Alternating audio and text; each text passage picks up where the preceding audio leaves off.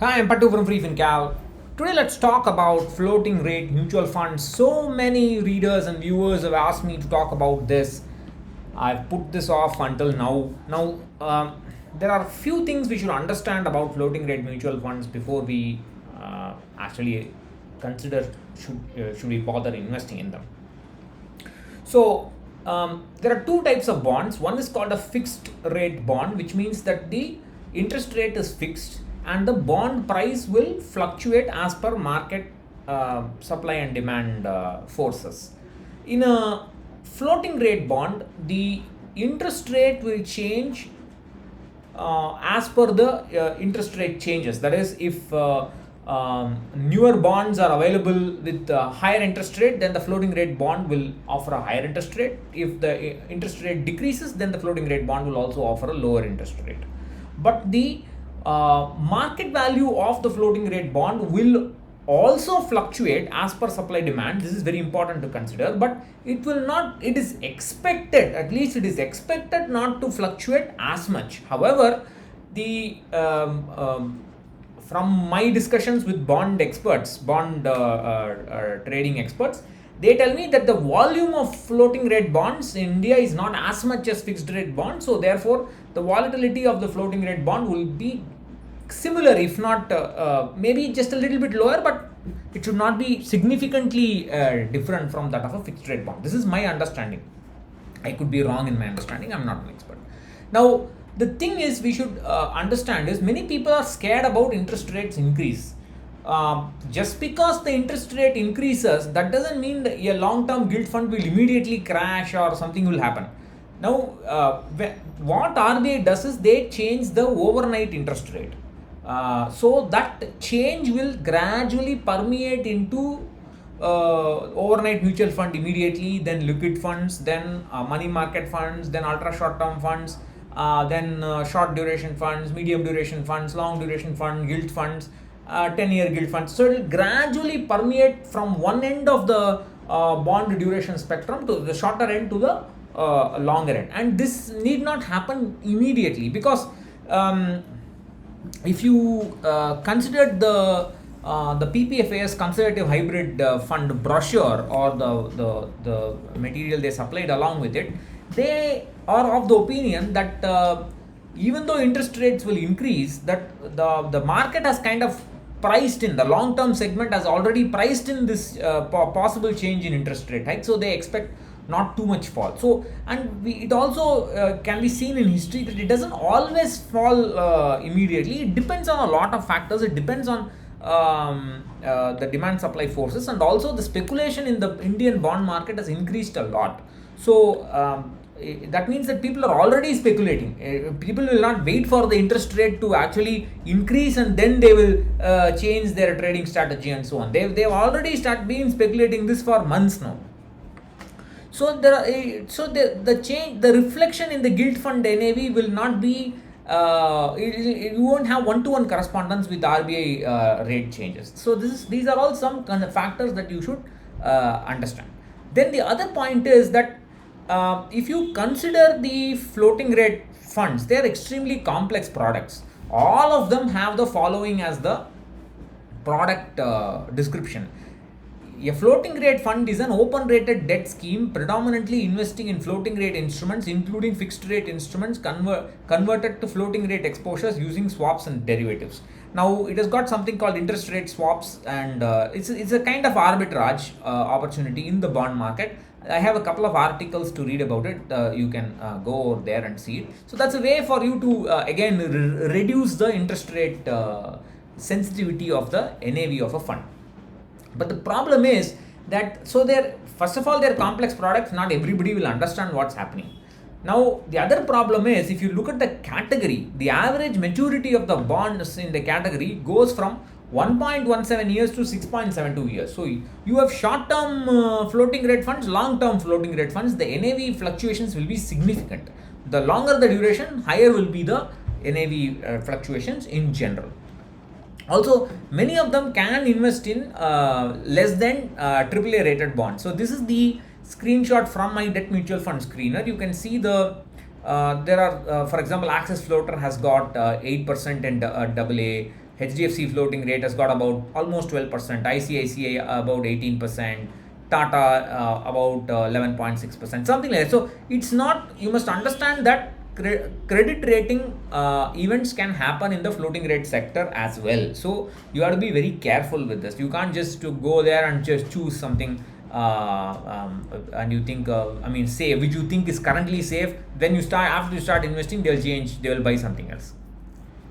And if you consider the standard deviation over the last 3 years, the volatility of these funds have been comparable. Some funds are comparable to gilt funds in volatility. Some funds are comparable to medium long duration funds in volatility. So it is not a less volatile fund. It's a misconception that floating rate funds are less volatile. I mean, they are equally volatile, because the problem is the bond may be floating rate, but the market value of the bond is fluctuating daily because of demand supply forces and volumes. So, and you have no control over that. All that said, now does the floating rate bond do the job? Does it respond to interest rate changes? So to understand this, what I have done is, I have considered, thanks to Anish Mohan, I have considered 2 closed HDFC floating rate income funds. What I mean by closed, I mean terminated funds. These funds are no longer in existence. They have just closed. One of them closed in 2018 May, another closed in 2019 September or something like that. So because I don't have any other history, I don't have very clean history available. I don't have an index, floating rate index is not, data is not available. So I have chosen the HDFC short term and HDFC long term floating rate. Both of them are available, and you can see the repo rate is shown here on the left axis. This is the repo rate, the yellow line is the repo rate, and the orange is the HDFC long term, and the gray line is the short term. You can see this is the 1 year. For the HDFC funds, the 1 year rolling returns are shown. This is the actual repo rate. You can see that as the interest rate increases, the 1 year return. So we are looking at the return 1 year after the interest rate increase. So 1 year after the interest rate increase, you can see the return is higher, and then 1 year after the interest rate fall, the return is lower, and so on and so forth. So it reacts to interest rate changes. That much is clear. But that doesn't mean these are the only funds which will react. If I add a liquid fund, I have taken HDFC liquid just to keep it all from the same AMC. If I add a HDFC liquid fund, which is shown in red, the red line, you can see that also changes because it is in the shorter duration. That will immediately respond to an interest rate change. Of course, money market will change from the next day itself. Liquid funds will change over the few coming weeks and so on.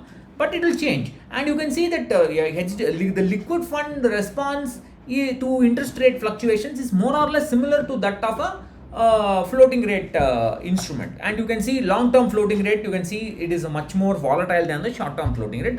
That's also seen even today in the category average. To this, if I add a money market fund, HDFC money market fund, the money market fund also reacts to interest rate changes similar to the floating rate. And of course, you can see in 2000, you can see there are events like this. You can see there's a sharp drop in returns, and then it falls up, moves back up, and so on. That is because of demand and supply. You may recall during March 2020, liquid funds fell. Money market funds fell, ultra short term funds fell, because there is a sudden vacuum in the bond market. People will run away. If the traders run away, then there will be bonds, nobody is there to buy them. There's a sharp demand supply mismatch, then the NAV will fall. So these kind of events are possible as you go away from liquid funds. And the message I want to convey is that stop assuming that there is something special about floating rate funds. If you are so worried about interest rates going to increase, then increase your exposure in liquid funds and money market funds, which are reasonably easy to pick in terms of credit quality. Then you are going to get the same effect as a floating rate fund. There's nothing special about it.